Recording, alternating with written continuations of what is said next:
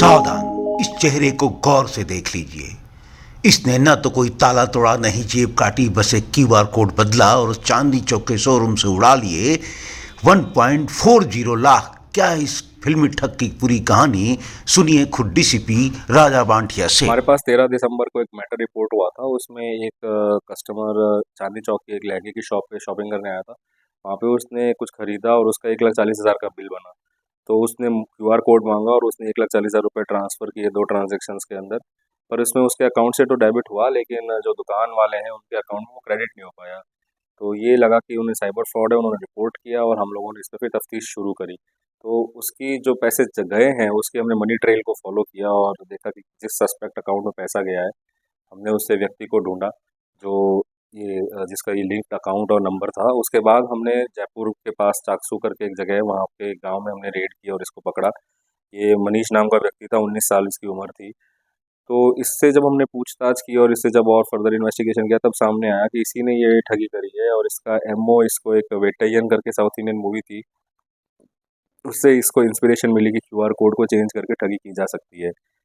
इसने थोड़ा तरीका बदल दिया। इसने तरीका ये किया, इसने इंटरनेट के ऊपर ये अलग अलग वेंडर्स को, बिजनेसेस को, दुकानों को सर्च करता था। उसमें जो मिल जाता था उसको बोलता था कि आपका प्रोडक्ट बहुत अच्छा है, मैं खरीदूंगा, ऐसा ऐसा करके बातों में फंसा के उनसे क्यूआर कोड ऑनलाइन मंगवा लेता था व्हाट्सएप पे। फिर उसी क्यूआर कोड को एक एआई बेस्ड सॉफ्टवेयर से, ये इमेज एडिटिंग का सॉफ्टवेयर था, उसके अंदर ये टेम्पर करके वापस भेज देता था।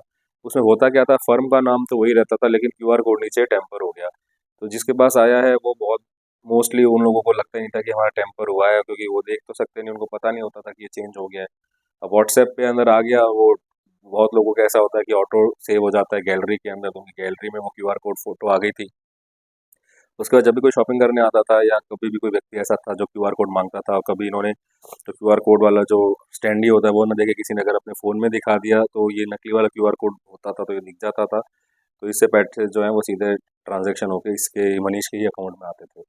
तो इस तरीके से इसने करीब 100 के आसपास हम लोगों को टेम्पर्ड क्यूआर कोड्स मिले हैं इसके घर पे।